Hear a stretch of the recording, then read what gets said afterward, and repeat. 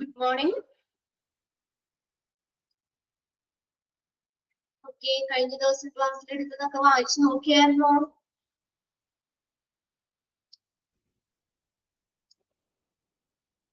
വായിച്ചു നോക്കി. Okay.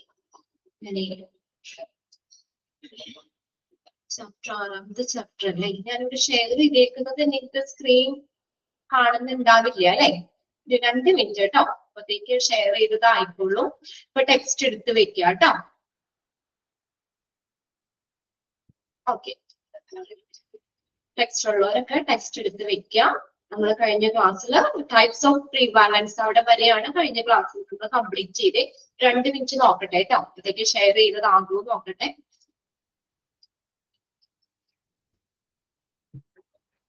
Okay, text എടുത്ത് വെക്കുക. അപ്പൊ നമ്മൾ കഴിഞ്ഞ ക്ലാസ്സിൽ ടൈപ്സ് ഓഫ് പ്രീവാലൻസ് അവിടെ വരെയായിരുന്നു നമ്മൾ നോക്കിയല്ലേ?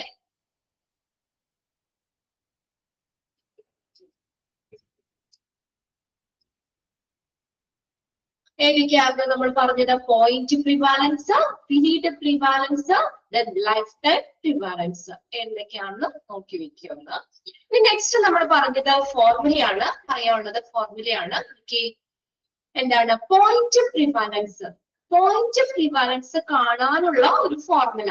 Number of cases in a defined population at one point of time. ഒരു ടൈമില് ഒരു ഘട്ടത്തില് നിർവചിക്കപ്പെട്ടിട്ടുള്ള ആ പോപ്പുലേഷനിലെ നമ്പർ ഓഫ് കേസസ് അല്ലെ, ആ കേസുകളുടെ എണ്ണം, അതാണ് ഡിനോമിനേറ്റർ ആയിട്ട് വരുന്നത്. സോറി, ന്യൂമറേറ്ററിൽ വരുന്നത്. ന്യൂമറേറ്റർ കേട്ടോ. ന്യൂമറേറ്ററിൽ നോക്കിയേ, number of cases in a defined population. എന്താ, ഒരു ഘട്ടത്തിൽ നിർവചിക്കപ്പെട്ടിട്ടുള്ള ആ പോപ്പുലേഷനിലെ അല്ലെങ്കിൽ ഒരു ജനവിഭാഗത്തിലെ ആ കേസുകളുടെ എണ്ണം. എത്ര കേസുകൾ അവിടെ റിപ്പോർട്ട് ചെയ്തിട്ടുണ്ട്? Number of cases in a defined population divided by number of people in a defined population at the same point of time. ആ ഒരു ടൈമിൽ, അതേ ഘട്ടത്തിൽ തന്നെ ആ ഒരു പോപ്പുലേഷൻ, അവിടെയുള്ള ആ നമ്പർ ഓഫ് പീപ്പിൾ, മൊത്തം ആളുകളുടെ എണ്ണം കൊണ്ട് ഡിവൈഡ് ചെയ്യുക.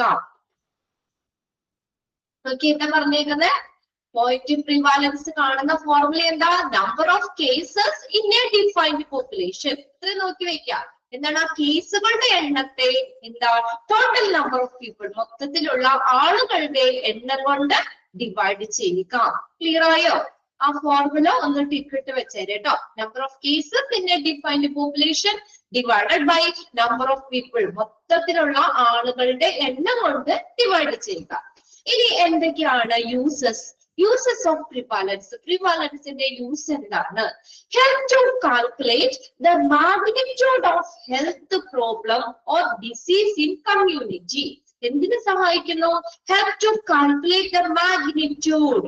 ഒരു ആരോഗ്യ പ്രശ്നത്തിന്റെ അതിന്റെ മാഗ്നിറ്റ്യൂഡ് എത്രത്തോളം, അല്ലെങ്കിൽ രോഗത്തിന്റെ അളവ്, ആരോഗ്യ പ്രശ്നങ്ങളുടെ അല്ലെങ്കിൽ രോഗത്തിന്റെ അളവ് കണക്കാക്കാനായിട്ട്, അതിന്റെ മാഗ്നിറ്റ്യൂഡ് കണക്കാക്കാനായിട്ട് ഈ പ്രിവാലൻസ് ഉപയോഗിക്കുന്നു. ഈ ഡിസീസ് എത്ര കേസുകൾ ഉണ്ട്, അല്ലെങ്കിൽ ആ ഒരു കമ്മ്യൂണിറ്റിയിലെ രോഗത്തിന്റെ അല്ലെങ്കിൽ ആരോഗ്യ പ്രശ്നത്തിന്റെ മാഗ്നിറ്റ്യൂഡ് കണക്കാക്കാനായിട്ട് ഉപയോഗിക്കുന്നു. രണ്ടാമത്തെ പോയിന്റ് എന്താ? Identify potential high risk population.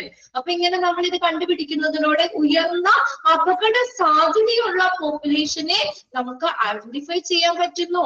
ആ രോഗത്തിന്റെ ഇന്റൻസിറ്റി എത്രത്തോളം ഉണ്ടെന്ന് അറിയാൻ പറ്റുന്നു. അതുപോലെ തന്നെ ഉയർന്ന അപകട സാധ്യതയുള്ള, പേജ് നമ്പർ ഞാൻ ഷെയർ ചെയ്തേക്കുന്നത് 46 ആണ്.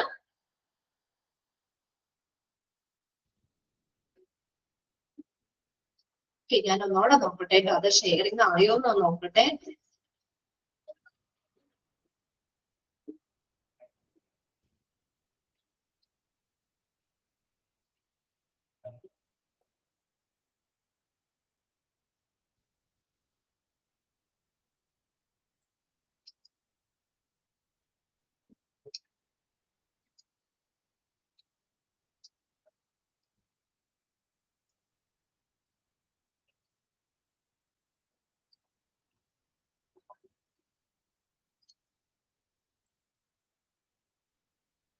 ഇപ്പൊ ഓക്കെ ആണോ നോക്കിയേ, ഷെയർ ചെയ്തേക്കുന്ന സ്ക്രീൻ നിങ്ങൾക്ക് കാണാൻ പറ്റണ്ടോ? ഓക്കെ. അതെ, ഷെയർ ചെയ്താൽ ചിലപ്പോ 2 മിനിറ്റ് ഒക്കെ കഴിഞ്ഞിട്ടാണ് നിങ്ങൾക്ക് അത് ഇതാവണത്. ഓക്കെ ആണ് അല്ലെ? അപ്പൊ നമ്മൾ പറഞ്ഞത് എന്താണ്? ഈ പ്രീ ബാലൻസിന്റെ ഉപയോഗമാണ്. അപ്പൊ എന്തിനൊക്കെയാണ് പ്രീ ബാലൻസ് ഉപയോഗിക്കുന്നത്? ഒന്നാമത്തെ എന്താ? ഒരു ആരോഗ്യ പ്രശ്നങ്ങളുടെ അല്ലെങ്കിൽ രോഗങ്ങളുടെ, നമ്മുടെ സമൂഹത്തിലുള്ള രോഗങ്ങളുടെ അല്ലെങ്കിൽ ആരോഗ്യ പ്രശ്നങ്ങളുടെ മാഗ്നിറ്റ്യൂഡ് എത്രത്തോളം ഉണ്ടെന്ന് കണക്കാക്കാൻ പ്രീ ബാലൻസ് ഉപയോഗിക്കുന്നു. ഇനി എന്താ? ഉയർന്ന അപകട സാധ്യതയുള്ള പോപ്പുലേഷനെ തിരിച്ചറിയാനായിട്ട് ഉപയോഗിക്കുന്നു. Identify potential high risk population, ഉയർന്ന അപകട സാധ്യതയുള്ള ജനവിഭാഗങ്ങളെ തിരിച്ചറിയാൻ സഹായിക്കുന്നു. പിന്നെ എന്താ? മൂന്നാമത്തെ പോയിന്റിൽ എന്താ? Useful for administrative and planning purposes, ഭരണപരമായിട്ടുള്ള ആസൂത്രണപരമായിട്ടുള്ള കാര്യങ്ങൾക്കും ഉപയോഗിക്കുന്നു.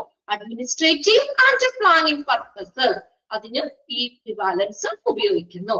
അത് ടിക്കറ്റ് വെച്ചോട്ടാ. യൂസസിൽ വന്നത് ഏതൊക്കെയാണെന്ന് ചോദിക്കാം. Uses of pre balance. ഇനി നെക്സ്റ്റ് നോക്കിയേ, ലിമിറ്റേഷൻ. ഇനി എന്തൊക്കെയാണ് പ്രീ ബാലൻസിന്റെ ഒരു ലോകവ്യാപനം, അതിന്റെ ആ ഒരു ലിമിറ്റേഷൻസ് എന്തൊക്കെയാ?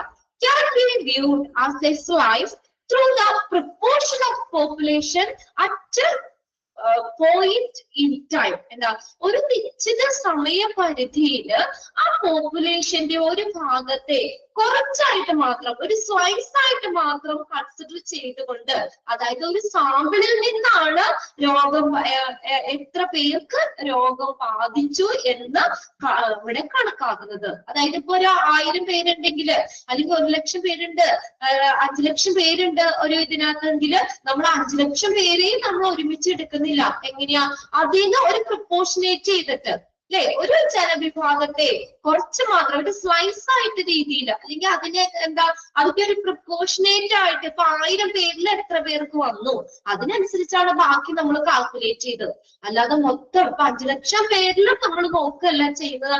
അതിൽ നിന്ന് ഒരു ഭാഗം മാത്രം, ഒരു സ്ലൈസ് അല്ലെങ്കിൽ ഒരു സാമ്പിൾ അതിൽ നിന്ന് എടുത്തിട്ട് അതിൽ നിന്നാണ് നമ്മൾ എന്താ ആ രോഗം എത്രത്തോളം ഉണ്ട് എന്നൊക്കെ, നമുക്ക് രോഗവ്യാപനമൊക്കെ എത്രത്തോളം ഉണ്ടെന്ന് കണക്കാക്കുന്നത്. അതാണ് ഒന്നാമത്തെ. മൊത്തം പോപ്പുലേഷനെ അവിടെ കണക്കാക്കുന്നില്ല. ക്ലിയർ ആയോ? എന്താ? ഒരു നിശ്ചിത സമയപരിധിയിൽ ആ പോപ്പുലേഷന്റെ ഒരു ഭാഗത്തെ ഒരു സ്ലൈസ് ആയി മാത്രം കൺസിഡർ ചെയ്തുകൊണ്ട്, അല്ലെങ്കിൽ ആ ഒരു സാമ്പിളിൽ നിന്ന് എത്ര പേർക്ക് രോഗമുണ്ട്, എത്ര പേർക്ക് രോഗം ബാധിച്ചു എന്ന് കണക്കാക്കുന്ന ഒരു സാമ്പിളിൽ നിന്നാണ്. അല്ലാതെ മൊത്തം ജനവിഭാഗത്തെ അവിടെ കൺസിഡർ ചെയ്യുന്നില്ല. അതാണ് ഒന്നാമത്തെ ലിമിറ്റേഷൻ. രണ്ടാമത്തെ നോക്കിയേ, not consider the duration of disease. എന്താ? ഇവിടെ എന്താണ് നമ്മൾ കാൽക്കുലേറ്റ് ചെയ്യുമ്പോൾ എത്ര പേർക്ക് രോഗം വന്നു എന്നൊക്കെ കാണുന്നുള്ളൂ. എത്ര നാള്, ആ ഡ്യൂറേഷൻ കൺസിഡർ ചെയ്യുന്നില്ല. ആ രോഗം എത്ര നാള് നീണ്ടു നിന്നു, അല്ലെങ്കിൽ അതിന്റെ ഡ്യൂറേഷൻ എത്രത്തോളം ഉണ്ട്, അത് അവിടെ കൺസിഡർ ചെയ്യുന്നില്ല. രണ്ടാമത്തെ ലിമിറ്റേഷൻ, ഡ്യൂറേഷൻ കൺസിഡർ ചെയ്യുന്നില്ല. മൂന്നാമത്തെ നോക്കിയേ, ഓൺലി ആൻസർ ഹു ഹാസ്. എന്താ? എന്തുമാത്രം ഇപ്പൊ ആർക്കുണ്ട് അതിന് മാത്രമേ. അതുപോലെ and who do have how many at present, ഇപ്പൊ എത്ര പേർക്കുണ്ട്, ഇപ്പൊ ആർക്കുണ്ട് എന്നുള്ളതിന് മാത്രമേ ആൻസർ കിട്ടുന്നുള്ളൂ. എന്താ? ഇപ്പൊ ആർക്കുണ്ട് അല്ലെങ്കിൽ ഇപ്പോൾ എത്രയുണ്ട് എന്നുള്ളതിന് മാത്രമേ അവിടെ ആൻസർ കിട്ടുന്നുള്ളൂ. അതൊരു ലിമിറ്റേഷൻ ആണ്. പിന്നെ നോക്കിയേ, not answer when and how likely the disease develop. എന്താ? എപ്പോഴാണ് അല്ലെങ്കിൽ എങ്ങനെയാണ് ആ രോഗം ഡെവലപ്പ് ചെയ്യാൻ എന്താണ് സാധ്യത, ഇതൊന്നും അതിനുള്ള ഒരു ആൻസർ അതിൽ കിട്ടുന്നില്ല. അതുകൊണ്ട് തന്നെ എന്താണ്? we not suit for etiological studies. etiological studies എന്നാ? ഒറിജിൻ ഓഫ് ഡിസീസ്, അതാണ് എത്തിയോളജി എന്ന് പറയുന്നത്. അപ്പൊ നമുക്ക് എത്തിയോളജിക്കൽ സ്റ്റഡീസിന് അത് പ്രയോജനപ്രദമല്ല, അല്ലെങ്കിൽ ഉപയോഗപ്രദമല്ല. എന്തുകൊണ്ടാ? എപ്പോഴാണ്, എങ്ങനെ രോഗം ഡെവലപ്പ് ചെയ്യാൻ സാധ്യതയുണ്ട് എന്നുള്ളതിനൊന്നും ആൻസർ കിട്ടുന്നില്ല. അതുകൊണ്ട് തന്നെ എത്തിയോളജിക്കൽ സ്റ്റഡീസിന് ഇത് സ്യൂട്ട് അല്ല. 4 പോയിന്റ്സ് ആണ് ലിമിറ്റേഷൻസ്. അതും ഒന്ന് നോക്കി വെക്കുക. ഒന്നാമത്തേൽ എന്താ പറഞ്ഞേ? ഒരു പോപ്പുലേഷനെ മൊത്തത്തിൽ കൺസിഡർ ചെയ്യുന്നില്ല, ഒരു സാമ്പിള് മാത്രം, അല്ലെങ്കിൽ ഒരു പോപ്പുലേഷന്റെ ഒരു പ്രപ്പോർഷനേറ്റ് മാത്രം അല്ലെങ്കിൽ ഒരു സാമ്പിളിൽ നിന്ന് മാത്രമാണ് നമ്മൾ സാമ്പിളിന്റെ മാത്രമാണ് കൺസിഡർ ചെയ്യുന്നത്. ഒരു ജനവിഭാഗത്തിനെ വളരെ സ്ലൈസ് ആയിട്ട് മാത്രമേ കൺസിഡർ ചെയ്യുന്നുള്ളൂ. പിന്നെ ഡ്യൂറേഷൻ, ഡിസീസിന്റെ ഡ്യൂറേഷൻ കൺസിഡർ ചെയ്യുന്നില്ല. പിന്നെ എന്താ, ആർക്കുണ്ട്, ഇപ്പോൾ എത്രയുണ്ട് എന്നതിന് മാത്രമേ ആൻസർ കിട്ടുന്നുള്ളൂ.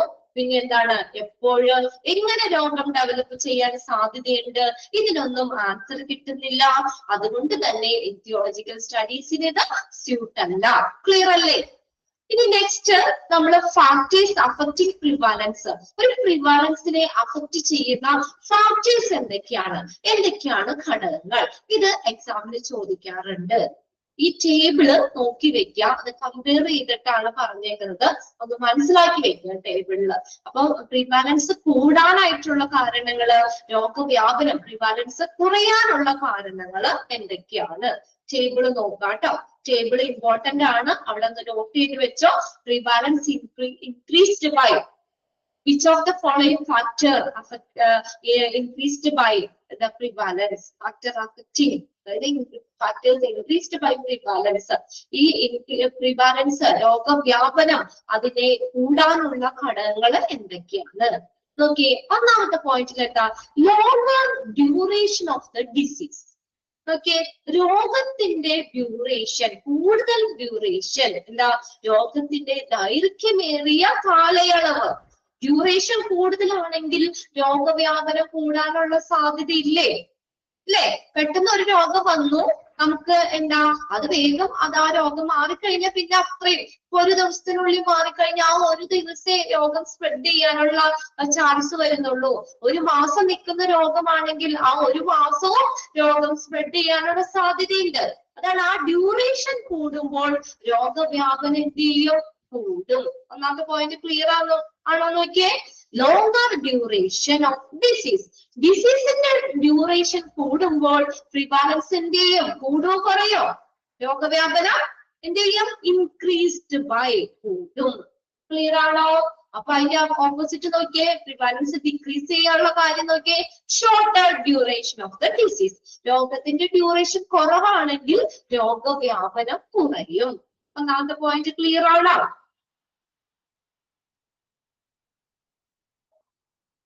ആരുല്ലേ? യെസ്. രണ്ടാമത്തെ നോക്കിയേ, പ്രൊലോങ്ങേഷൻ, പേജ് നമ്പർ 46 എന്നല്ലേ പറഞ്ഞേ ആ ടേബിള്?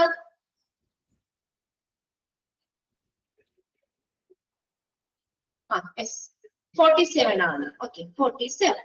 അടുത്തത് നോക്കിയേ, prolongation of life of the patients without cure. ചികിത്സ കൂടാതെ എന്താണ്, നമ്മള് ആ ആയുസ് നീട്ടിക്കൊണ്ടു പോകല്. ചികിത്സ കൂടാതെ ആയുസ് നീട്ടിക്കൊണ്ട് പോകല്, അതായത് രോഗം വന്നു, നമ്മൾ ട്രീറ്റ്മെന്റ് ഒന്നും എടുക്കുന്നില്ല, അങ്ങനെ തന്നെ ആയിക്കഴിഞ്ഞാൽ രോഗവ്യാപനം കൂടും. Prolongation of life of the patient without cure, അതാണ് ചികിത്സ കൂടാതെ ആ പേഷ്യന്റിന്റെ ലൈഫ് നീട്ടിക്കൊണ്ട് പോകൽ.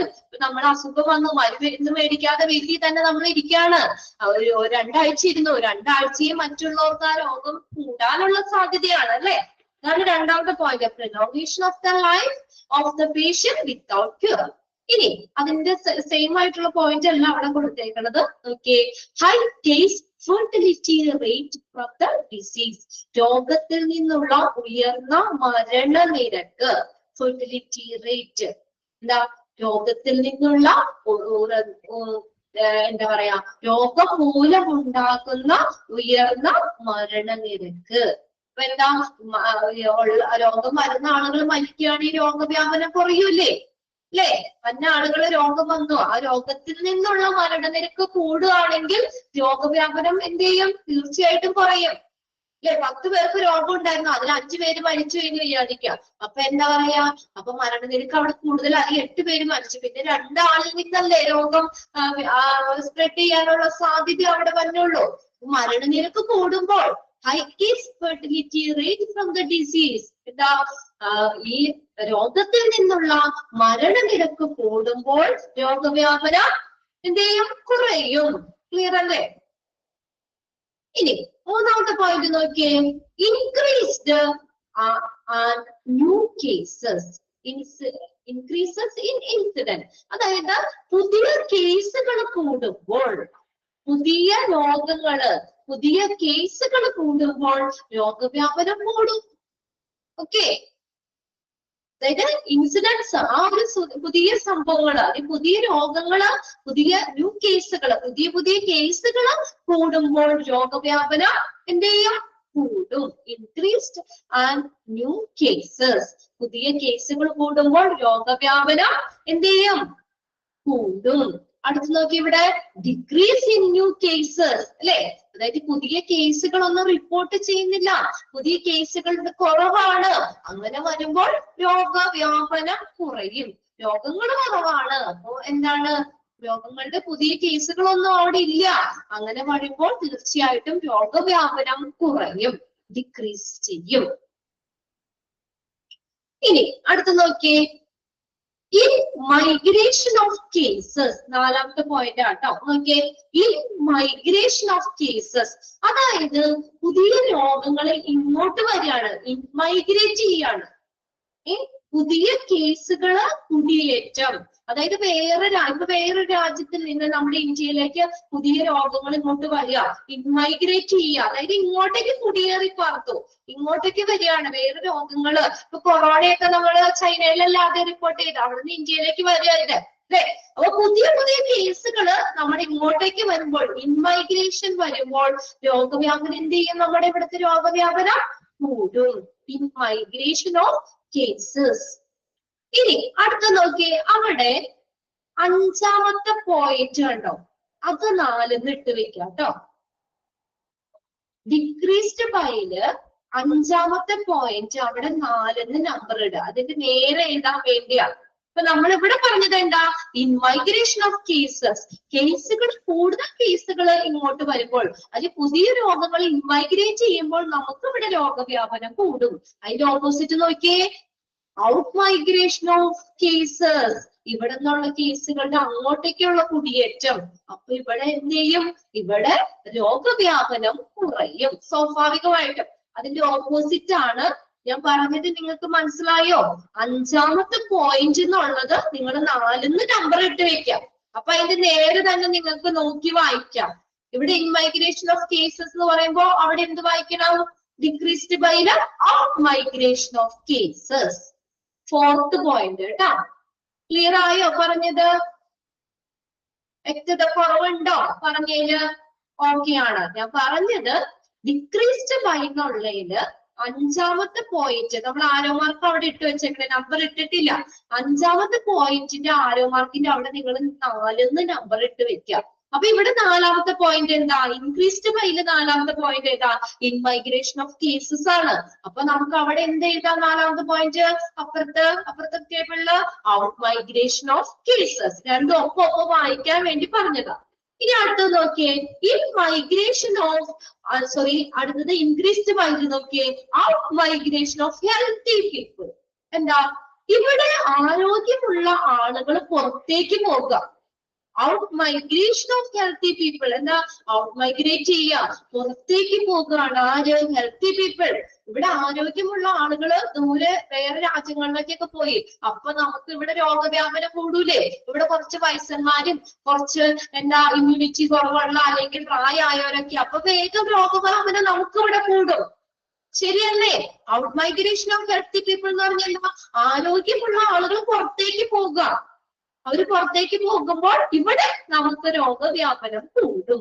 അപ്പൊ അതിന്റെ ഓപ്പോസിറ്റ് നോക്കിയേ, in migration of healthy people, healthy ആയിട്ടുള്ള ആളുകൾ ഇങ്ങോട്ട് വരുമ്പോഴോ? ഹെൽത്തി ആയിട്ടുള്ള ആളുകൾ ഇങ്ങോട്ട് വരികയാണ്. In migration of healthy people. ഉണ്ടോ? ആരോഗ്യമുള്ള ആളുകൾ ഇങ്ങോട്ട് വരുമ്പോൾ നമുക്ക് ഇവിടെ രോഗവ്യാപനം കൂടുമോ കുറയോ? പ്രിവാലൻസ് കൂടുമോ കുറയോ? ഇങ്ങോട്ടേക്ക് ഹെൽത്തി ആയിട്ടുള്ള ആളുകൾ വരുമ്പോൾ, ഇങ്ങോട്ടേക്ക് ഹെൽത്തി ആയിട്ടുള്ള ആളുകൾ വരുമ്പോൾ ഇവിടെ പ്രിവാലൻസ് റേറ്റ് കൂടാണോ കുറയാണോ? ഇൻക്രീസ്ഡ് ആണോ ഡിക്രീസ്ഡ് ആണോ? കുറയും. Very good. തീർച്ചയായിട്ടും നമുക്ക് ഇവിടെ രോഗവ്യാപനം കുറയും. അപ്പൊ നമ്മൾ ആ പോയിന്റ് അങ്ങോട്ടും ഇങ്ങോട്ടും ഒന്ന് തിരിച്ചിട്ടു എന്നുള്ളൂ. 4, 5 കണ്ടോ. 4ാമത്തെ പോയിന്റ് 5ഉം 5ാമത്തെ പോയിന്റ് 4 കിട്ടും. അത്രേ ഉള്ളൂ ആ ഡിക്രീസ്ഡ് ബൈയില്. അപ്പൊ നിങ്ങൾക്ക് അതിന്റെ നേരെ തന്നെ വായിക്കാൻ വേണ്ടിയാണ് ഞാൻ അങ്ങനെ പറഞ്ഞു തരുന്നത്. ഓക്കെ, അടുത്ത പോയിന്റ് നോക്കിയേ. In migration of susceptible people, in migration of susceptible people, രോഗസാധ്യതയുള്ള ആളുകൾ ഇങ്ങോട്ട് വന്നാലോ? In migration of susceptible people, രോഗസാധ്യതയുള്ള ആളുകള് അവരിങ്ങോട്ട് വന്നാൽ ഇവിടെ രോഗവ്യാപനം കൂടും. ഓക്കെ, ഇനി അടുത്തത് നോക്കിയേ. ഒരു പോയിന്റ് ഇപ്പറ ഡിക്രീസ്ഡ് ബൈയിൽ ഒരു പോയിന്റ് കുറവാണ്, ഇതിന്റെ ഒപ്പത്തിനില്ല. In migration of sensitive people എന്ന് വെച്ചാൽ നമുക്ക് രോഗം സാധ്യതയുള്ള ആളുകള്, രോഗസാധ്യത കൂടുതലുള്ള ആളുകൾ ഇങ്ങോട്ടേക്ക് വരുമ്പോൾ എന്ത് ചെയ്യുന്നു? രോഗവ്യാപനം ഇവിടെ കൂടും.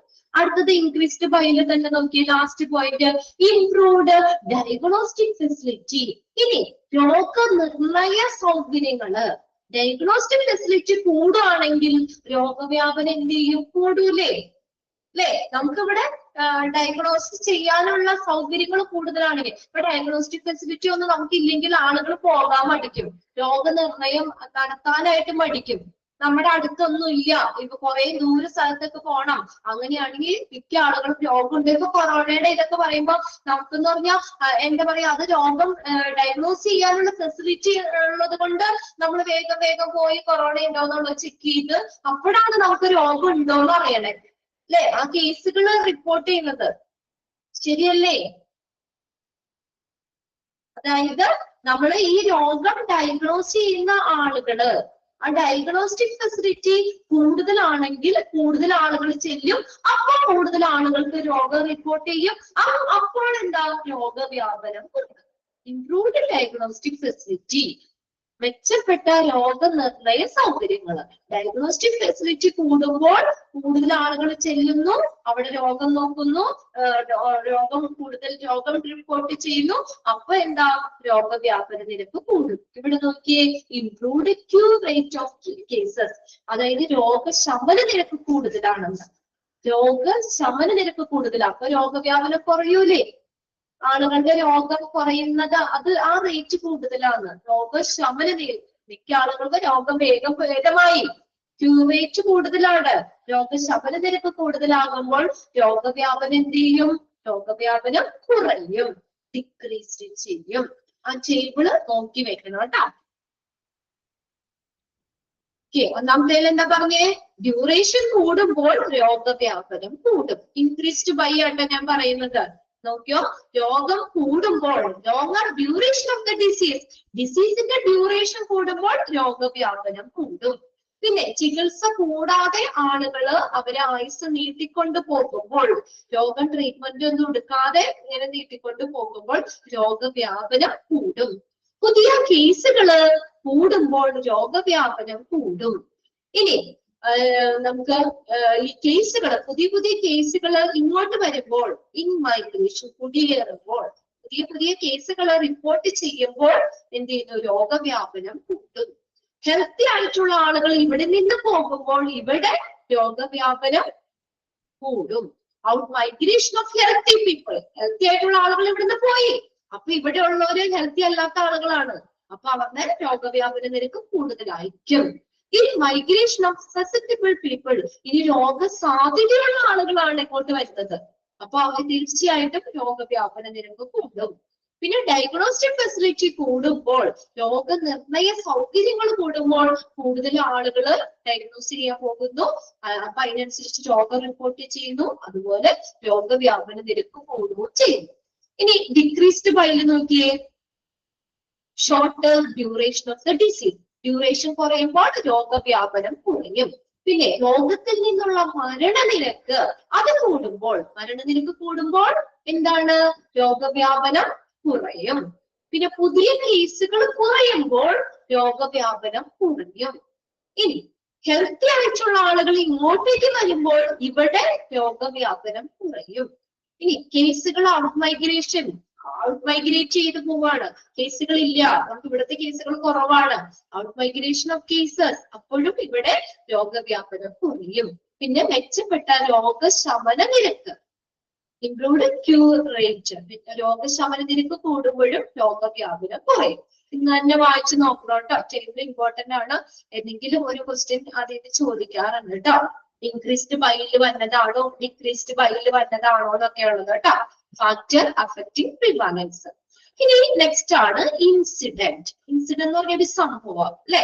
Incident is the number of likely diagnosed case of a disease. എന്താ, ഈയിടെ രോഗനിർണയം നടത്തിയ കേസുകളുടെ എണ്ണം, അതാണ് ഇൻസിഡന്റ് എന്ന് പറയുന്നത്. Is the number of lately diagnosed cases of a disease. ഈയിടെ രോഗനിർണയം നടത്തിയ കേസുകളുടെ എണ്ണം, അതാണ് ഇൻസിഡന്റ്. ആ ഒരു സംഭവം, ഈയിടെ രോഗനിർണയം നടത്തിയ കേസുകളുടെ എണ്ണം, incident. Underline ചെയ്തോട്ടോ. Dash is the number of likely diagnosed case of disease. എന്താ, incident. ആ incident rate is the number of recent cases of a disease divided by number of persons at the risk for the disease. Incident rate എങ്ങനെ കണ്ടുപിടിക്കണേ? Incident rate എന്ന് പറഞ്ഞാൽ is the number of recent case, ഈയിടെ report ചെയ്തിട്ടുള്ള കേസുകള്, recent കേസുകള്, എന്തിന്റെ, ഡിസീസുകളുടെ, രോഗത്തിന്റെ സമീപകാല കേസുകളുടെ എണ്ണത്തിനെ എന്ത് ചെയ്യണം, divided by number of person at the risk for the disease. ആ ഡിസീസിന് അപകട സാധ്യതയുള്ള ആളുകളുടെ എണ്ണം, രോഗസാധ്യതയുള്ള ആളുകളുടെ എണ്ണം കൊണ്ട് ഡിവൈഡ് ചെയ്യുന്നതാണ് ഇൻസിഡന്റ് റേറ്റ്. അപ്പൊ ഈ നമ്മള് number of recent cases of ഡിസീസിനെ എന്ത് ചെയ്യണം, രോഗസാധ്യതയുള്ള ആളുകളുടെ എണ്ണം കൊണ്ട് ഡിവൈഡ് ചെയ്യണം. അതാണ് ഇത് ഇൻസിഡന്റ് റേറ്റ്. ഇപ്പൊ നമ്മൾ കോവിഡ് ഒക്കെ ആണെങ്കിലും അല്ലെങ്കിൽ HIV ഇതൊക്കെ നമ്മൾ ടെസ്റ്റ് ചെയ്യാൻ പോകുമ്പോൾ നമ്മളത് എന്താ പറയാ, നമുക്കത് ടെസ്റ്റ് ചെയ്ത് കഴിയുമ്പോഴാണ് പോസിറ്റീവ് ആണോ നെഗറ്റീവ് ആണോ എന്ന് അറിയാൻ പറ്റുള്ളൂ അല്ലെ. രോഗം സാധ്യതയുള്ള ആളുകളിൽ നിന്ന് നമ്മൾ ടെസ്റ്റ് ചെയ്യുമ്പോഴാണ് അവിടെ പുതിയ സംഭവങ്ങൾ, ഇൻസിഡന്റ് റിപ്പോർട്ട് ചെയ്യുള്ളൂ, പുതിയ രോഗങ്ങൾ അവിടെ റിപ്പോർട്ട് ചെയ്യുള്ളൂ. അപ്പൊ എന്താ, അവിടെ നമ്പർ ഓഫ് റീസെന്റ് കേസുകളെ എന്ത് ചെയ്യണം, രോഗം വരാൻ സാധ്യതയുള്ള ആളുകളുടെ എണ്ണം അല്ലെങ്കിൽ അപകട സാധ്യതയുള്ള ആളുകളുടെ എണ്ണം കൊണ്ട്, ആ രോഗത്തിന് രോഗസാധ്യതയുള്ള ആളുകളുടെ എണ്ണം കൊണ്ട് ഡിവൈഡ് ചെയ്യുന്നതാണ് ഇൻസിഡന്റ് റേറ്റ്. ആ രണ്ട് സെന്റൻസും അവിടെ അണ്ടർലൈൻ ചെയ്യണം. Incident is an important rate. ഇത് ഒരു പ്രധാനപ്പെട്ട ഒരു റേറ്റ് ആണ് ഇൻസിഡന്റ് റേറ്റ് എന്ന് പറയുന്നത്. It is the proportion of people at risk who develop disease in the course of A specific time period. ഒരു നിശ്ചിത കാലയളവില് നമുക്ക് രോഗമുള്ള ആളുകളുടെ, രോഗം ഡെവലപ്പ് ചെയ്യാൻ, രോഗം വികസിക്കാൻ, രോഗം വരാൻ സാധ്യതയുള്ള ആളുകളുടെ അനുപാതമാണ് ഏതെന്ന് പറയുന്നത്, ഈ ഇൻസിഡന്റ് എന്ന് പറയുന്നത്. Is a proportion of people who develop the disease in the course of a specific period of time. ഒരു പ്രത്യേക പീരീഡ് ഓഫ് ടൈമില്, ഒരു പ്രത്യേക ടൈമില് രോഗം വികസിക്കാൻ, ഡെവലപ്പ് ചെയ്യാൻ സാധ്യതയുള്ള ആളുകളുടെ പ്രപ്പോർഷൻ. ഫോർമുല നോക്കിയ, ഫോർമുല ടേബിൾ ആക്കി വെക്കാം. ഇൻസിഡന്റ് റേറ്റ് കാണുന്ന ഫോർമുല ഏതാ, number of cases of disease in A given time period. ഒരു പ്രത്യേക ടൈം പീരീഡിൽ ഡെവലപ്പ് ചെയ്ത പുതിയ കേസുകള്, അതിന് എന്ത് ചെയ്യണം, divided by total person develop.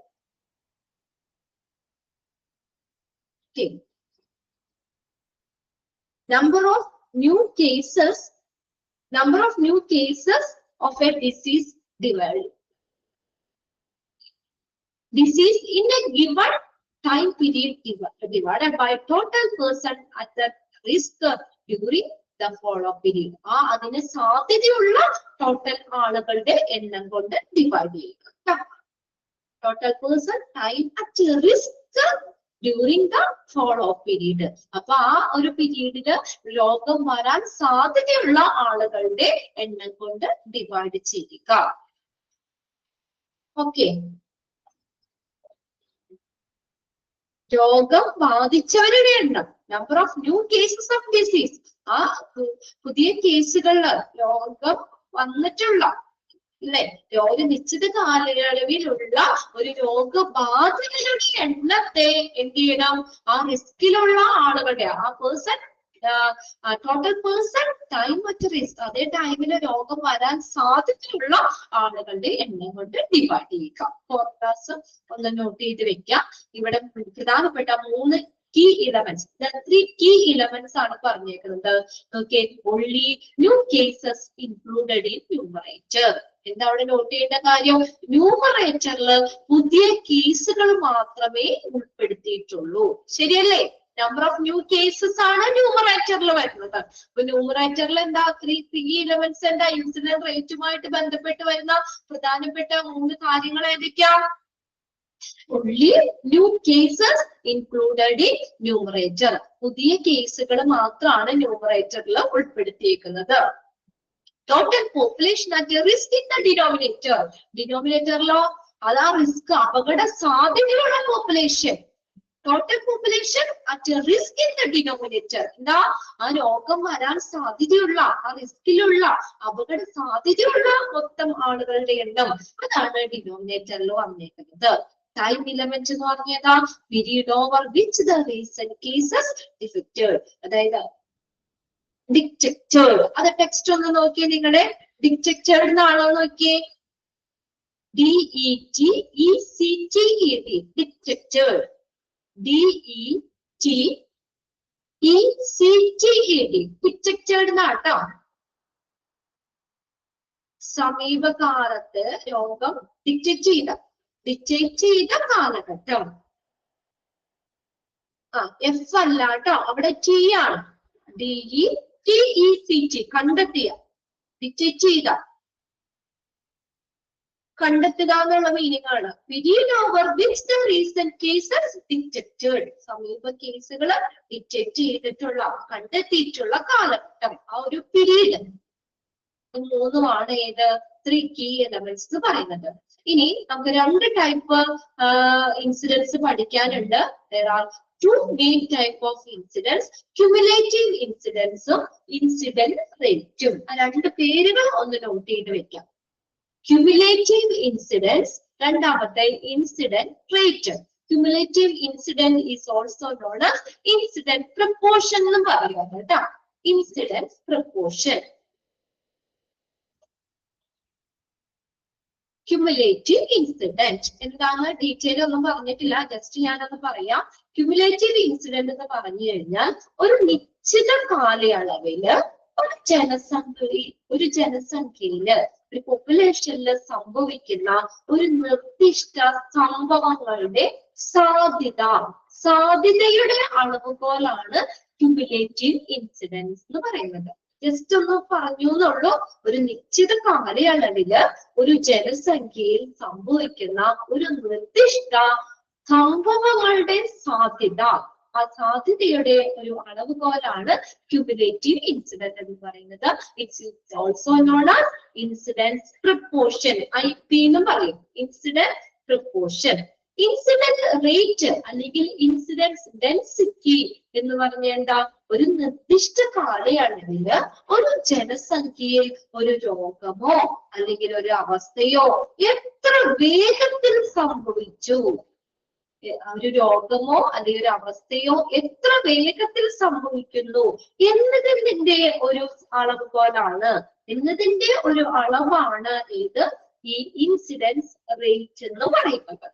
ഒരു നിർദ്ദിഷ്ട കാലയളവില് ഒരു ജനസംഖ്യയില് രോഗമോ അവസ്ഥയോ എത്ര വേഗത്തിൽ സംഭവിച്ചു എന്നതിന്റെ ഒരു അളവാണ് ഇത് ഈ ഇൻസിഡൻസ് റേറ്റ് എന്ന് പറയുന്നത്. നിങ്ങൾ ഇവിടെ ഇത് മാത്രം പഠിച്ചു വെക്കുക. 2 ടൈപ്പ് ഇൻസിഡൻസ് ഉണ്ട്. ഏതൊക്കെയാ? ക്യുമുലേറ്റീവ് ഇൻസിഡന്റും ഉണ്ട്, ഇൻസിഡൻസ് റേറ്റും ഉണ്ട്. ഇനി ക്യുമുലേറ്റീവ് ഇൻസിഡൻസിനെ അറിയപ്പെടുന്ന മറ്റൊരു പേരാണ് ഇൻസിഡൻസ് പ്രപ്പോർഷൻ. അതൊന്ന് എഴുതി വെക്കണം അവിടെ. IP, incidence proportion. Incidence proportion. ഇനി എന്താണ് ഇൻസിഡൻസ്? അതിന്റെ സ്വഭാവ സവിശേഷതകൾ, ക്യാരക്ടറിസ്റ്റിക്സ്. ക്യാരക്ടറിസ്റ്റിക്സ് ഒന്ന് വായിച്ചു വെക്കുക. എന്തൊക്കെയാണ് ഇൻസിഡൻസ് എന്നുള്ളതിന്റെ സ്വഭാവ സവിശേഷതകൾ. Address the question how far the condition is. എന്താ ഈ സ്ഥിതി എത്രത്തോളം അതിനെ അഡ്രസ് ചെയ്യാണ് എന്ന ചോദ്യത്തിന് ഇവിടെ ഉത്തരം കിട്ടുന്നു. Address the question how far the condition is. ആ ഒരു സ്ഥിതി, ആ കണ്ടീഷൻ എത്രത്തോളം എന്ന ഒരു ചോദ്യത്തിന് ഉത്തരം കിട്ടുന്നു. രണ്ടാമത്തെ എന്താ a measure of risk of disease but should be for a stipulated time period. രോഗബാധിതയുടെ അളവുകോൽ എന്നാൽ അതൊരു നിശ്ചിത സമയത്തേക്കായിരിക്കണം. The measure of risk of disease but should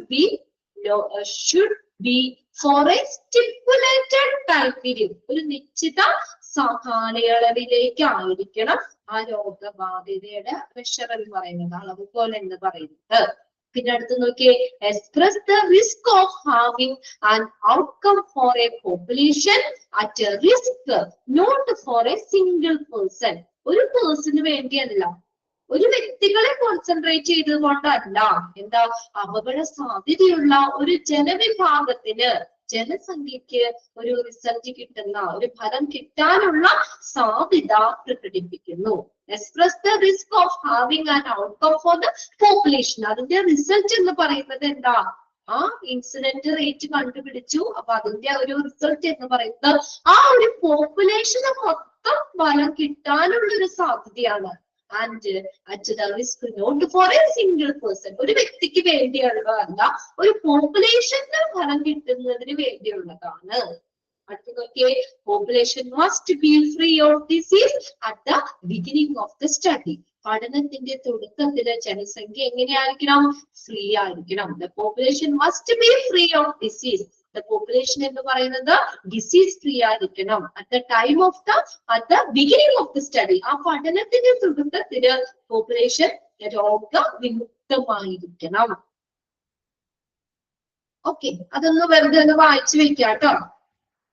ഒന്നാമത്തെ എന്താണ് പറയുന്നത്, സ്ഥിതി എത്രത്തോളം എന്നതിന് ആൻസർ കിട്ടുന്നു. Address the question how far the condition is. സ്ഥിതി എത്രത്തോളം എന്നതിന് ആൻസർ കിട്ടുന്നു.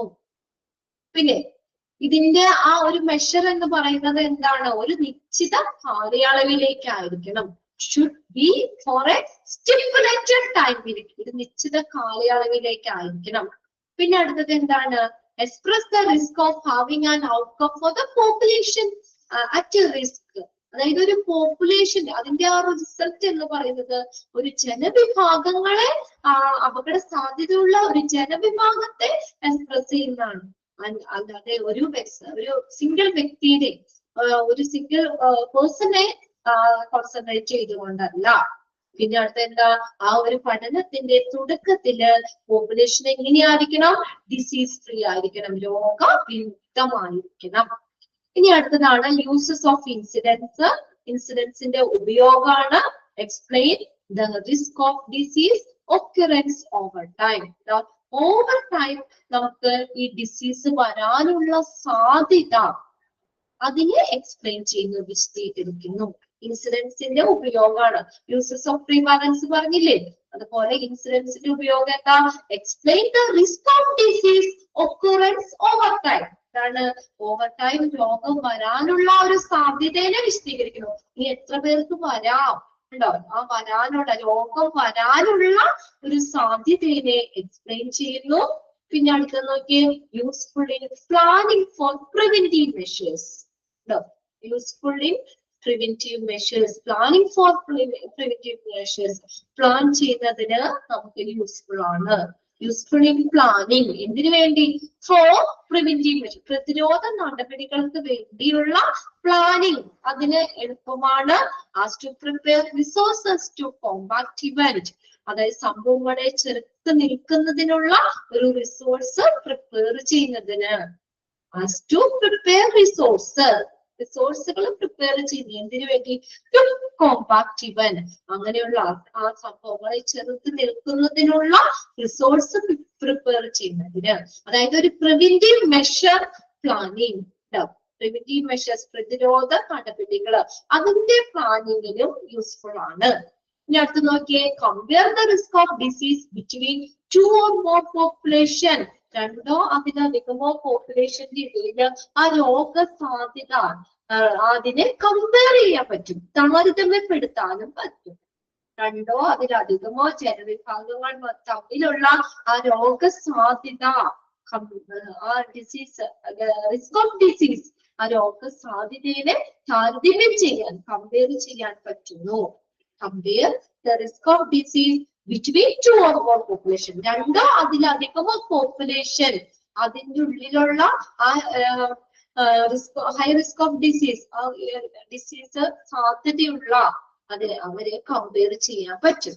രോഗസാധ്യതയെ നമുക്ക് താരതമ്യം ചെയ്യാൻ പറ്റും. As the incident rate are influenced by any factor and detect the risk factor. സംഭവങ്ങളുടെ നിരക്ക് എന്ന് പറയുന്നത് ഇൻസിഡന്റ് റേറ്റ്, ആ സംഭവത്തിന്റെ നിരക്ക് എന്ന് പറയുന്നത് ഏതാണ്? ഏതെങ്കിലും ഘടകത്താൽ അത് സ്വാധീനിക്കുകയും അപകട സാധ്യതാ ഘട്ടങ്ങള് കണ്ടെത്തുകയും ചെയ്യുന്നതിനും ഉപയോഗപ്രദമാണ്. And are influenced by any factor and detect the risk factor.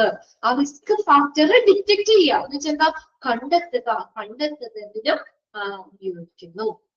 ഇതൊക്കെയാണ് ഇൻസിഡൻസിന്റെ ഉപയോഗം എന്ന് പറഞ്ഞത്. യൂസസ്, ഇൻസിഡൻസിന്റെ യൂസസ് കിട്ടിയോ? ഉയർന്ന അപകട സാധ്യതയുള്ള high risk of disease occurrence over time. അതായത് നമുക്ക് ഓവർ ടൈം നമുക്ക് രോഗം വരാനുള്ള അപകട സാധ്യതയെ എക്സ്പ്ലെയിൻ ചെയ്യാൻ പറ്റും. ഇതൊരു പ്രിവെന്റീവ് മെഷർ, പ്രതിരോധ നടപടിയായിട്ട് പ്ലാൻ ചെയ്യാനായിട്ട് ഉപയോഗിക്കും. യൂസ്ഫുൾ ഇൻ പ്ലാനിങ്ങിന് ഉപയോഗിക്കും. എന്തിനുള്ളത്? For preventive measures. പിന്നെ അടുത്തത്, രണ്ടോ അതിലധികമോ പോപ്പുലേഷന്റെ ആ അപകട സാധ്യത, രോഗ സാധ്യതയെ കമ്പയർ ചെയ്യാൻ പറ്റും. പിന്നെ അടുത്തത്, as a incident rate are influenced by any factor. ഏതെങ്കിലും ഇൻസിഡൻസ് റേറ്റ് എന്ന് പറയുന്നത് ഏതെങ്കിലും ഘടകത്താൽ അത് സ്വാധീനിക്കുകയും അതുപോലെ റിസ്ക് ഫാക്ടർ, അപകട സാധ്യത, ആ ഫാക്ടേഴ്സിനെ ഡിറ്റക്ട് ചെയ്യുക, കണ്ടെത്തുന്നതിനും ഇൻസിഡൻസ് ഉപയോഗിക്കും.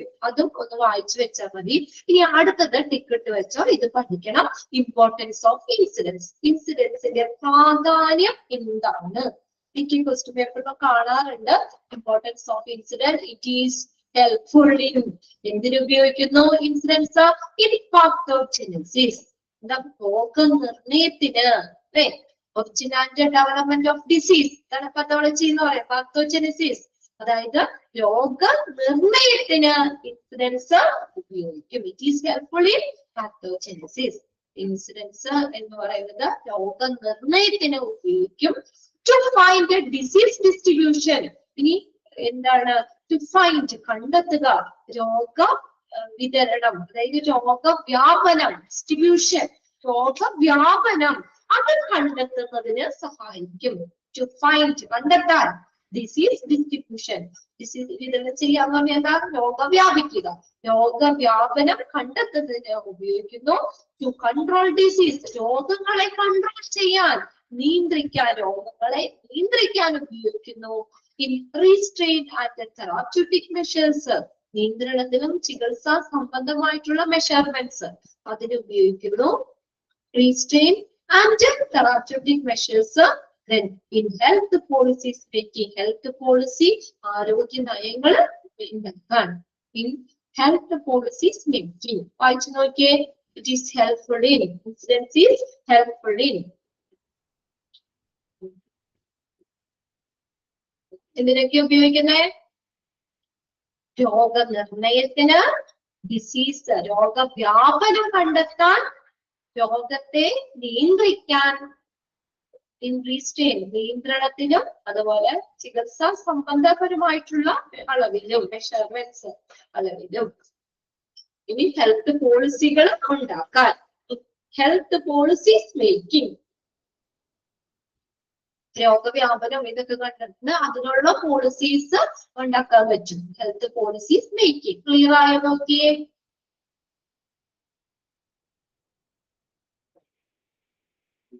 ഇത് ഇമ്പോർട്ടന്റ് ആണെന്ന് തന്നെ എഴുതി വെച്ചോ കേട്ടോ.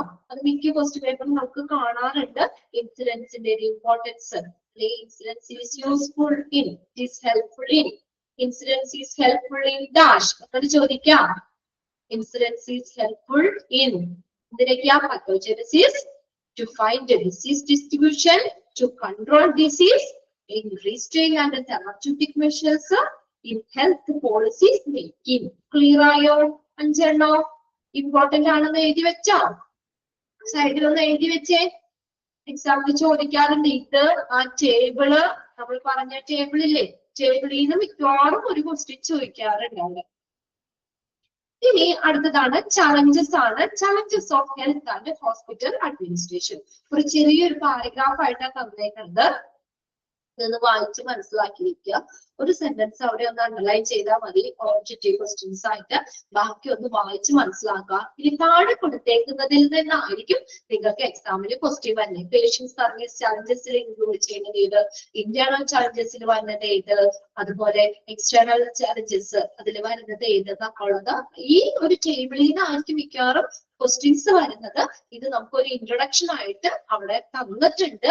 അപ്പൊ അത് വായിച്ച് മനസ്സിലാക്കി വെക്കാം. Challenges of health and hospital administration. Health hospital administration നേരിടുന്ന വെല്ലുവിളികൾ എന്തൊക്കെയാണ്? challenges? Challenges of health and hospital administration. Health and hospital administration നേരിടുന്ന വെല്ലുവിളികൾ. First sentence okay. The technological progress in the field of medical science have overtaken our social, economic, and political policies and have provided the clinician with the newly discovered aids for diagnosis and treating illness. The technological progress in the field of medical science. Medical science technological progress. The technological progress in the field of medical science. എന്താ നമ്മുടെ medical സയൻസിലെ technological progress. Technology ഒത്തിരി develop ചെയ്തിട്ടില്ലേ അല്ലേ? Technology ഒത്തിരി സാങ്കേതിക വിദ്യകള് ഒരുപാട് develop. പണ്ടത്തെ treatment കാര്യങ്ങള് ഡയഗ്നോസ്റ്റിക് രീതികളൊന്നും അല്ല ഇന്ന്.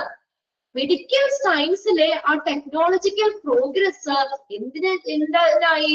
നമ്മുടെ സോഷ്യൽ, എക്കണോമിക്, പൊളിറ്റിക്കൽ പോളിസികളെ ഓവർടേൺ എന്ന് വെച്ചാൽ എന്താ? തകിടം മറിച്ചു. ശരിയല്ലേ? പണ്ടത്തെ പോലെയല്ല ഇപ്പോ. ടെക്നോളജി ഒത്തിരി ഡെവലപ്പ് ചെയ്തിട്ടുണ്ട്. അതുകൊണ്ട് നമ്മുടെ ഇപ്പോ എന്താ സോഷ്യൽ, എക്കണോമിക്, പൊളിറ്റിക്കൽ പോളിസികള് അതിനെ എന്ത് ചെയ്തു? അപ്പാടെ മാറ്റി മറിച്ചു. അതിനെ ഓവർടേൺ എന്ന് പറഞ്ഞാൽ തകിടം മറിച്ചു. And have provided. നീ എന്താ അങ്ങനെ ടെക്നോളജിക്കൽ പ്രോഗ്രസ് മെഡിക്കൽ സയൻസിൽ വന്നപ്പോൾ എന്ത് പ്രൊവൈഡ് ചെയ്തു? And provided the clinicians with the newly discovered aids for diagnosis and treating illness. രോഗനിർണയത്തിലും അതുപോലെ രോഗങ്ങളുടെ ചികിത്സയ്ക്കുമായിട്ട് പുതിയ ആ കണ്ടുപിടിച്ചിട്ടുള്ള എയ്ഡ്സ്. എയ്ഡ് എന്ന് വെച്ചാൽ എന്താ? ഉപകരണങ്ങൾ അല്ലെ? ടെക്നോളജി ഡെവലപ്പ് ചെയ്തു.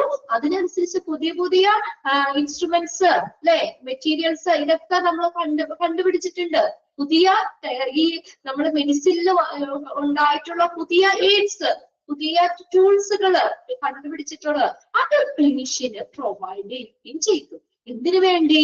രോഗനിർണയത്തിനും ട്രീറ്റിംഗ് ഇൽനെസ്, രോഗശാന്തിക്കും വേണ്ടിയിട്ട്, അതിന് അസുഖങ്ങളെയൊക്കെ ട്രീറ്റ്മെന്റിനും രോഗനിർണയത്തിനുമായിട്ട് ഇങ്ങനെയുള്ള ആ പുതിയതായി കണ്ടുപിടിച്ചിട്ടുള്ള എയ്ഡ്സ് ക്ലിനിഷ്യന് പ്രൊവൈഡ് ചെയ്യുകയും ചെയ്യും. ക്ലിയർ ആയോ ആ ഒരു sentence?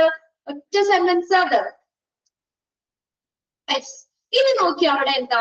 Demand from clinician and the community to provide newly discovered technological capabilities in the hospital and health services.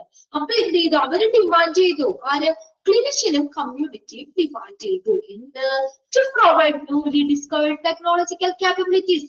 പുതുതായി കണ്ടുപിടിച്ചിട്ടുള്ള കഴിവുകള് ഹോസ്പിറ്റലിലും ഹെൽത്ത് സർവീസിലും വേണം അല്ലെ? ഹോസ്പിറ്റലും നമ്മൾ പറഞ്ഞു നമ്മുടെ ഡയഗ്നോസ്റ്റിക്, ട്രീറ്റിംഗ് ഇൽനെസ് ഇതിലൊക്കെ പുതുതായി കണ്ടുപിടിച്ചിട്ടുള്ള എയ്ഡ്സ് ഹോസ്പിറ്റലിലും ഹെൽത്ത് സർവീസിലും വേണം. നൽകണമെന്ന് ക്ലിനിഷ്യനും കമ്മ്യൂണിറ്റിയും എന്ത് ചെയ്തു? ഡിമാൻഡ് ചെയ്തു, അവര് ആവശ്യപ്പെട്ടു. അത് വെറുതെ കണ്ടുപിടിച്ചു വെച്ചാൽ പോരല്ലോ, അത് ഹോസ്പിറ്റലിലും ഹെൽത്ത് സർവീസിലും ആ പുതിയതായി കണ്ടെത്തിയിട്ടുള്ള ടെക്നോളജിക്കൽ കാപ്പബിലിറ്റീസ്, കഴിവുകള് അത് വേണമെന്നുള്ളത് ക്ലിനിഷ്യനും കമ്മ്യൂണിറ്റിയും അവിടെ ആവശ്യപ്പെട്ടു, ഡിമാൻഡ് ചെയ്തു. It has been noted that at least half of the last decades in the rise in the medical cost is imputable to high technology medicine, especially diagnostic and surgical procedure. നമുക്കറിയാം കഴിഞ്ഞ കുറച്ച് ദശകങ്ങളായിട്ട് 10 ദശകങ്ങളോളമായിട്ട് decades എന്നാ പറഞ്ഞേക്കല്ലേ, കഴിഞ്ഞ ദശകങ്ങളിൽ കുറഞ്ഞ പകുതിയോളം എങ്കിലും medical ചെലവുകൾ വന്നത് എന്തിന്റെ കാര്യത്തിലാ? ഏതാണ്? എങ്ങനെയാ നമുക്ക് മെഡിക്കൽ കോസ്റ്റ് കൂടിയത്? ഹൈ ടെക്നോളജി അല്ലേ? നമുക്ക് രോഗനിർണയത്തിലും സർജിക്കൽ പ്രൊസീജിയറിലും ഒക്കെ പുതിയ ടെക്നോളജി വന്നത് കൊണ്ടല്ലേ ഇത്രയും കോസ്റ്റ് കൂടിയത്, മെഡിക്കൽ കോസ്റ്റ് കൂടിയത് ആണോ? അല്ലേ? പഴയ രീതിയൊന്നും അല്ല ഇന്നൊരു രോഗം കണ്ടുപിടിക്കാൻ. പുതിയ അഡ്വാൻസ്ഡ് ടെക്നോളജികൾ വന്നു, രോഗം പെട്ടെന്ന് നമുക്ക് കണ്ടുപിടിക്കാൻ പറ്റും. അപ്പൊ അങ്ങനെ വന്നപ്പോൾ ഉണ്ടാവും അവിടെ നമ്മളത് കൊണ്ടുവന്നപ്പോൾ മെഡിക്കൽ കോസ്റ്റ് എന്ത് ചെയ്തു? കൂടി. അത് നമ്മൾ നോട്ട് ചെയ്യണം. ഇപ്പൊ കഴിഞ്ഞ ദശകങ്ങളിൽ കുറഞ്ഞ പകുതിയോളെങ്കിലും അതിന്റെ മെഡിക്കൽ കോസ്റ്റ് ഉയർന്നത് എന്തുകൊണ്ടാണ്? ഉയർന്ന സാങ്കേതിക വിദ്യ, പ്രത്യേകിച്ച് ഡയഗ്നോസ്റ്റിക് സർജിക്കൽ പ്രൊസീജിയർ മൂലമാണെന്ന് ശ്രദ്ധിക്കപ്പെട്ടുള്ള. അതിന് പുതിയ ഡയഗ്നോസ്റ്റിക് ഫെസിലിറ്റി കൊണ്ടുവന്നത് കൊണ്ടാണ് മെഡിക്കൽ കോസ്റ്റ് ഉയർന്നത്. In spite of the highest cost. അപ്പൊ ഈ ഉയർന്ന ചെലവുകൾക്കിടയിലും എന്ത് ചെയ്തു? അവരും ഈ പുതിയ കാര്യങ്ങൾ ഹോസ്പിറ്റലില് കൊണ്ടുവരാനായിട്ട് അഡ്മിനിസ്ട്രേഷന്റെ ഭാഗത്ത്, മാനേജ്മെന്റിന്റെ ഭാഗത്തു നിന്നും ചെലവുകൾ വരും. പുതിയ ടെക്നോളജി ഇൻസ്ട്രുമെന്റ്സ് കാര്യങ്ങളൊക്കെ ഹോസ്പിറ്റലിലേക്ക് കൊണ്ടുവരാനായിട്ടും അവർക്കും ഉയർന്ന കോസ്റ്റ് വരും. അപ്പൊ ഇങ്ങനെയുള്ള ഉയർന്ന കോസ്റ്റിലും the commercial firms and the corporate bodies are launching the state of the hospital with the newest medical technology with the economic returns and are increasing. അപ്പൊ ഈ ഉയർന്ന ചെലവുകൾക്ക് ഇടയിൽ പോലും ഈ കൊമേഴ്ഷ്യൽ ഫേംസ്, വാണിജ്യ സ്ഥാപനങ്ങള്, കോർപ്പറേറ്റ് സ്ഥാപനങ്ങളൊക്കെ പുതിയ മെഡിക്കൽ ടെക്നോളജി ഉപയോഗിച്ചിട്ട് എന്ത് ചെയ്തു? കൂടുതൽ സാമ്പത്തിക ലാഭത്തോടെ ആ ഹോസ്പിറ്റലിന്റെ അവസ്ഥ വർദ്ധിപ്പിച്ചു. അവര് ശരി നല്ല കോസ്റ്റ് ഒക്കെ മുടക്കി അവര് പുതിയ ടെക്നോളജി ഹോസ്പിറ്റലില് ലോഞ്ച് ചെയ്തു, നിക്ഷേപിച്ചു, അതിൽ കൊണ്ടുവന്നു. എന്നിട്ട് എന്താ? അത് കൊണ്ടുവന്നിട്ട് എന്ത് ചെയ്തു? അത് നമ്മള് എന്താ പറയാ, അതിന്റെ ആ ഒരു റിട്ടേൺ. അപ്പൊ അങ്ങനെ ഒരു പുതിയ ടെക്നോളജി കൊണ്ടുവച്ച് കഴിഞ്ഞപ്പോ അവിടെ ചെല്ലുന്ന പേഷ്യൻസിന്റെ ആയാലും അതേപോലെ ഇപ്പൊ രോഗനിർണയത്തിന്, ഡയഗ്നോസിസിന്, ട്രീറ്റ്മെന്റിൽ അത് ഉപയോഗിക്കുമ്പോൾ അതനുസരിച്ച് കാശും അവർക്കടെ നിന്ന് മേടിക്കണ്ട്.